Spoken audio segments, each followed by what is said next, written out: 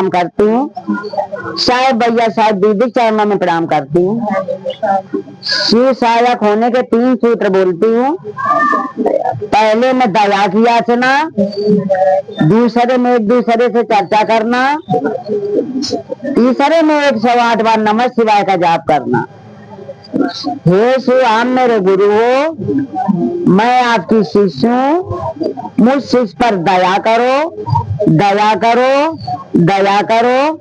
शिव गुरु दया करो, शिव गुरु दया करो। चर्चा स्थानों को प्रणाम करती हूँ, अपनी सभी गुरु बहनों को प्रणाम करती हूँ। बोलो साचे दरबार की जय। जय जय काशी। एक बहन थी भाई, आराम से सुनना।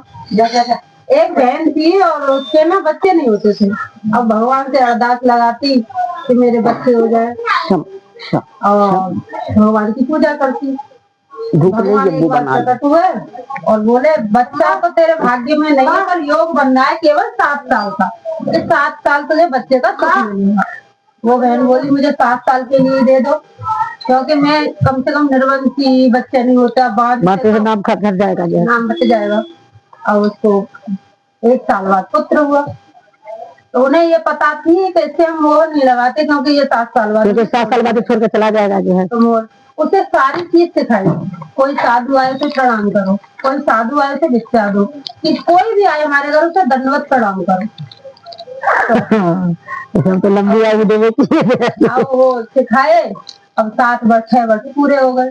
बोले इसे ऐसा करते, तीर्थ स्थलों तो घुमा देते। भाई उन्हें तो पता थी कि 1 साल बाद वो तीर्थ स्थलों को घुमाने के लिए जंगल की तरफ चले। उधर से नारद भगवान आ रहे, इधर से बच्चा और माता पिता। नारद भगवान जब वो भाई पूजा पाठ करता, तब उसके ना कोई भी पूजा पाठ करे तेज अलग में रखनी पड़ता है, बिना क्रीम के, बिना साबुन के। तो उनका तेज हृदय में भगवान बसता है, हृदय में भगवान बसता है, तो तेज अपने आप आता है। तो उस बच्चे ने दूर से देखा, उनको आते हुए दंडवत प्रणाम करी। अब नारद ने उनके ठहर, उसको तो देखा नहीं, जीवन रेखा को बोले, आयुष्मान भव, जैसे लंबी आयु हो। और आयुष्मान भव कह दी। माता पिता ये बात सुन के तुरंत रोने लगे, ये तुम हमसे क्या कह रहे हो, इस बच्चे की तो 1 साल बाद मृत्यु हो जाएगा। बोले ऐसा हो ही नहीं सकता। अब नारद सोचे कि भाई मैं झूठा पढ़ूं तो सबको झूठा क्यों ना डालूं, मैं ही तो झूठा पढ़ूं, सबको लुटिया ढोनी चाहिए। हाँ, हम सभी को कहते हैं कि सभी के पैर पर छुओ, आप पैर पर गिरो। और तो नारद भगवान बोले कि चलो ऐसा करो, तुम मेरे साथ चलो। जहाँ जहाँ गए तहाँ ले गए।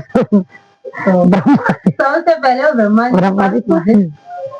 जी नारद जी, ब्रह्मा जी सोच रहे कि नारद आ रहा तो कुछ ना कुछ आफत लेके ही आ रहा होगा, लेकिन भूल गए। जैसे ही बच्चे ने दूर से दंडवत प्रणाम किया, ब्रह्मा जी भूल गए ये क्या कह रहा हूँ। बोले आयुष्मान भव। तो नारद जी एकदम ताली लगा के हंसे।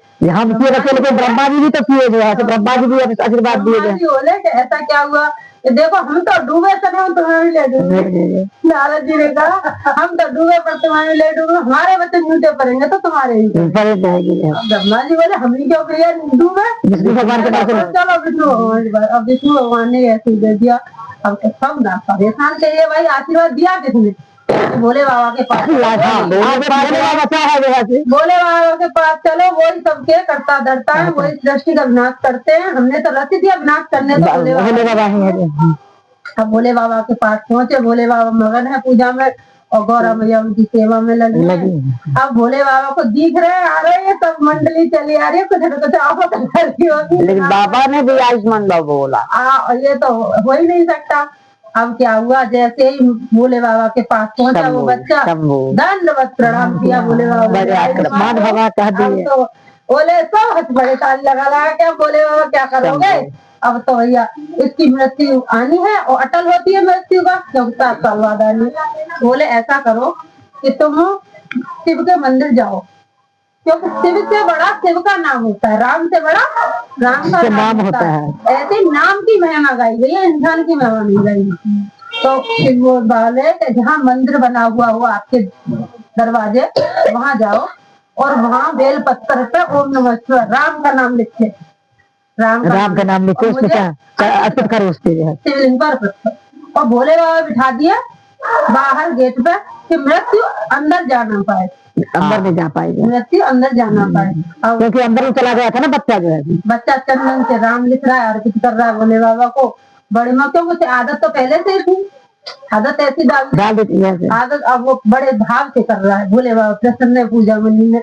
अब मृत्यु आया, यमराज आया। अब भाई जहाँ हनुमान वहाँ मृत्यु का क्या काम है। अब हनुमान जी से बहस करते करते मैं इसको लेके जाऊंगा, हनुमान जी हाँ चले जाओ, हनुमान का एक रूप भोले का है, संकट मोचन उसी का नाम है। मैं आपको रोकता नहीं हूँ, तुम गेट से हट जाओ, बच्चे को बाहर लाओ। बोले नहीं भाई ऐसे कैसे हो जाएगा, तुम अंदर चले जाओ, तुम्हारी छूट है। ऐसे करते करते जो समय था मृत्यु का वो निकल गया। आज भी वो बच्चा आज भी काम है, तपस्या कर रहा है। बोल बोले बाबा जैसे वो बच्चा बाबा सभी भक्त पर ऐसे ही दया करे, जैसे आपकी चर्चा दरबार